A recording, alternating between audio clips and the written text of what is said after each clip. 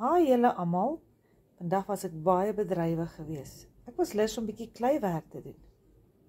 So my inspirasie was eintlik maar om 'n mannequin vir my te maak vir 'n pophuis. Of te probeer 'n mannequin te maak. So hierdie was my voorbeeld geweest. En my eindproduk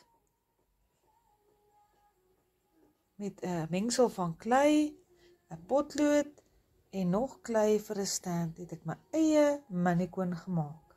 So die original wit mannequin het ek gebruik om vir myself 'n mannequin te maak. Ek het myne bietjies laat skuins hang, want ek hou daarvan om anderster te wees. So wat dink julle van my mannequin?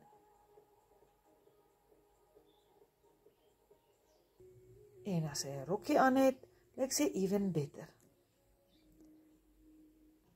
Baie dankie dat julle gekyk het en ek het geniet om my mannequin te maak. Julle moet 'n lieflike dag geniet, seën, vreugde en baie liefde van my LH af.